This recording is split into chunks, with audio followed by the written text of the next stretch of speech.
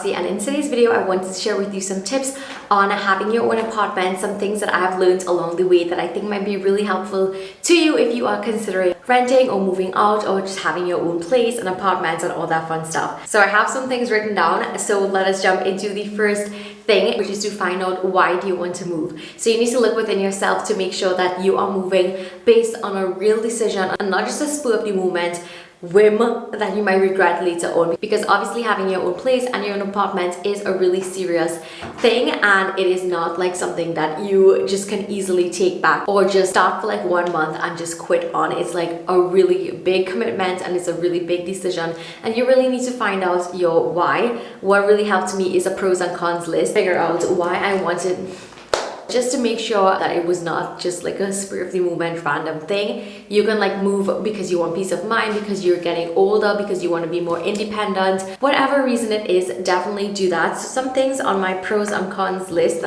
was that I wanted to have my own space. I wanted to have my own sanctuary just for me, and I wanted this to be like my safe haven. I wanted a space where my friends could come over and have like nice like brunches and just stuff, you know, that I could just really, you know, I wanted to have like more freedom and more independence to like do whatever I wanted and to like have my own space and just do whatever I wanted with it. I wanted like a place that was quiet and peaceful, and here where is really quiet and peaceful. There's like no traffic, there's barely any noise. I wanted a place where I could decorate any way that I like. I wanted to find myself, because I'm a person who thrives on my own.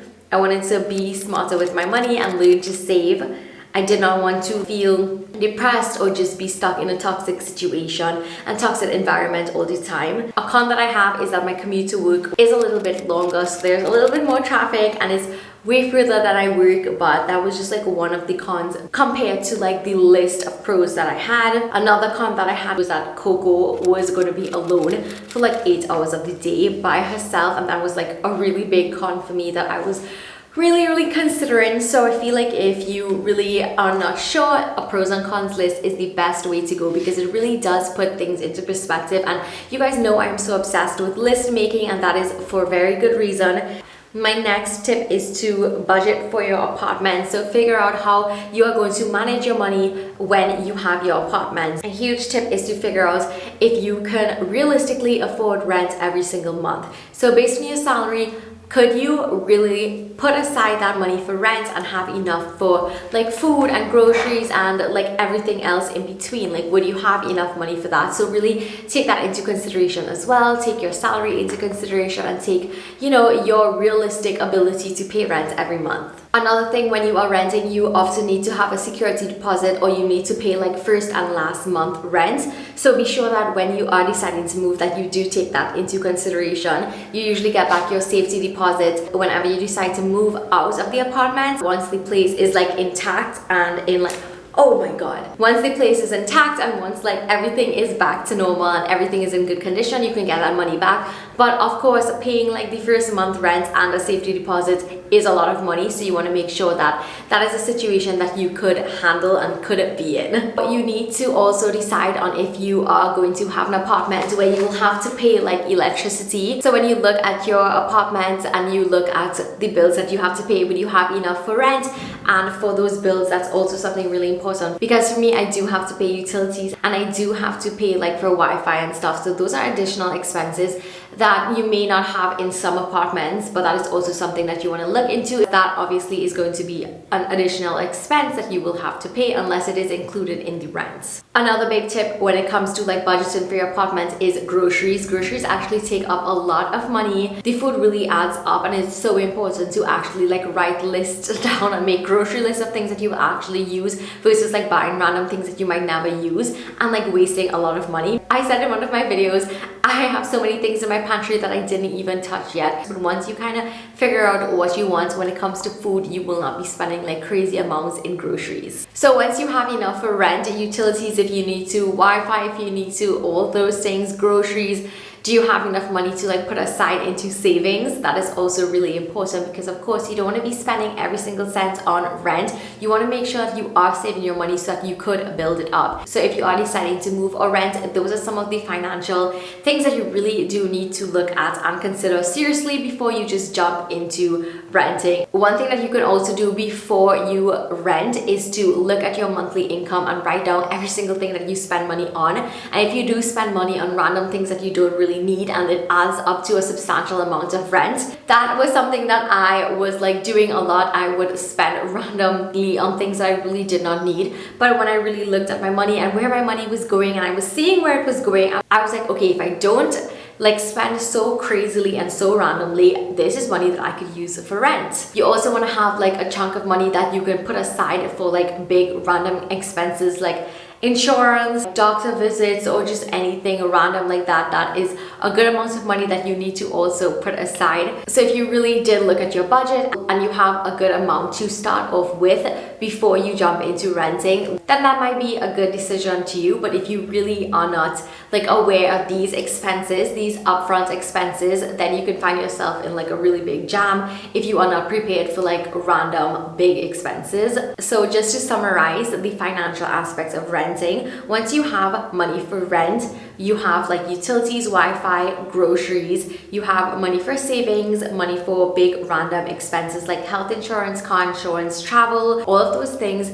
You can list those out and see if it is feasible and realistic for you to rent. Okay, so my next tip is unfurnished versus a furnished apartment. So an unfurnished apartment, the rent is usually cheaper than a fully furnished apartment. However, the amount of money that you will initially put in and invest into the unfurnished apartment can be quite substantial. So you want to make sure that if you are going with an unfurnished apartment, that you have some money to actually furnish it. So an unfurnished apartment can literally sometimes come without anything, which was my case. I did not have a fridge, I did not have a stove, bed, or anything like that. So I had to initially put out a lot of money to actually furnish it. So everything in this apartment is basically things that I bought. So you can probably go and check out my empty apartment tour to see what the apartment looked like before compared to like the little pieces that you see now. Once you do put aside that initial investment and you get everything that you need, the rent is normally cheaper in the long run compared to a furnished apartment. You need to decide which is better for you. If you need to move like immediately, I would say that a fully furnished apartment might be your best option because then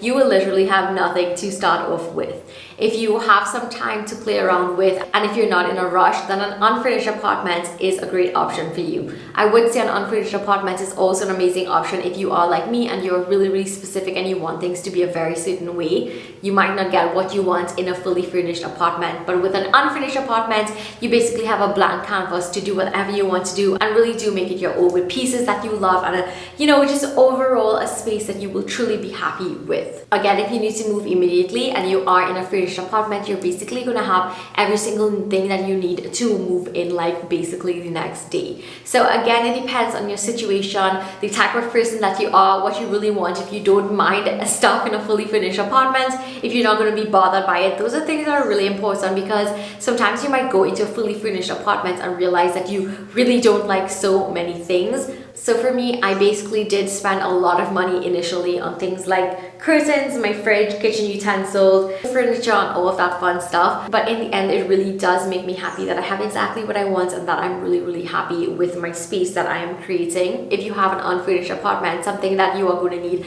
first up is a fridge. You're going to need a microwave. You are going to need a bed. I feel like if once you have your fridge, your bed, and your microwave, that you will basically have something that you need and you can really just continue saving up for like the bigger things as time goes along, which is what I did.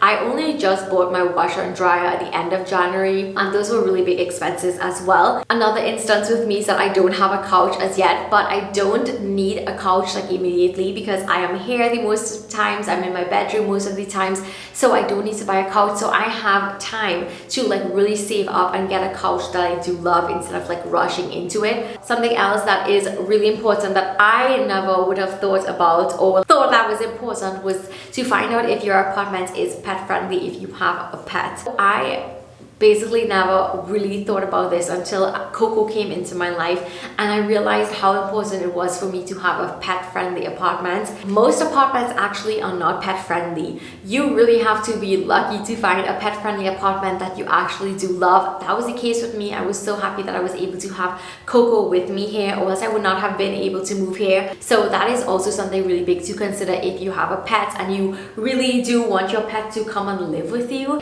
because it really does not make sense to fall in love with an apartment if you cannot have your pets.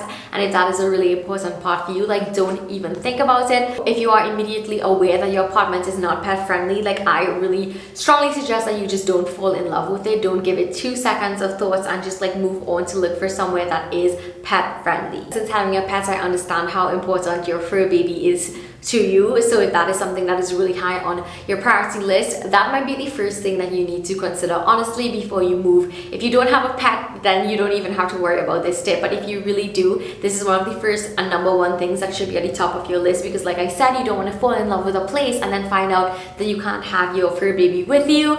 You're going to be crushed. So definitely don't, you know, set your hopes up on any place unless you know it's pet friendly, and that is a big thing that you can check off your list. My next tip is to read the contract that you are getting into. Find out if you can break your lease early. What is the fee for breaking your lease early if you need to get out of it immediately? Most places might be like 1 year lease, so you need to like be really aware of that, and you know, kind of like see forward if you can't afford living and renting on your own. I really suggest having someone look it over with you, somebody who is kind of familiar with renting and stuff like that. You want to make sure that everything that is verbally discussed is in the contract. For instance, my apartment, in the original contract, it stated that the walls needed to stay the same color. I was not a fan of the original walls. There was like an accent wall that was like this magenta red color that I was not a fan of at all, and I asked if I could paint it, and the landlord did say yes, but I really did ask for it to be in the written contract just so that nothing would come out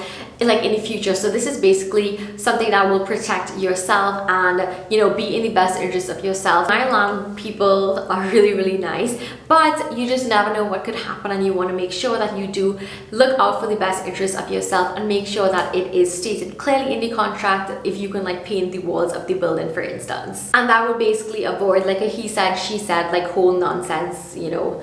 Just the safest thing, just make sure it is in the contract. My last little bit of advice is that you don't need to rush when you have your own apartment to get every single thing that you need. Take your time when it comes to purchasing stuff, especially if you have an unfurnished apartment. So even if you do have a furnished apartment and you really want to like continue decorating it and really make it your own, like my tip for you is don't rush it. You have months to do whatever you want to it. I really did want to have things that I truly did love and that would last me forever, and that could like move into my future home potentially, like this rug that I have. And I bought this rug because I knew that I was gonna love it forever, and I know that I would like go into my new home whenever that may be. Buy things that spark joy, that will really make you happy, that you can use forever. So that was basically my whole concept going into this space. I really just wanted to not rush and take my time and buy things that really do make me happy, and like I said, that can last me for like ever. Just make sure with everything that I said that you can do this on your own, because you don't want to have to rely on anybody else in case any situation does come up. You know, just put yourself first in this situation and really just make sure that you can do it on your own. So I hope that this video helps you in some way and kind of put perspective if you wanted to move, if you were thinking about it and having your own place. Thumbs this video up if you enjoyed it, and don't forget to subscribe for a lot more content like this. Let me know if you want to see apartment type videos like these. And yeah, thank you so much for watching, and I will see you in my next video. Bye. Mwah.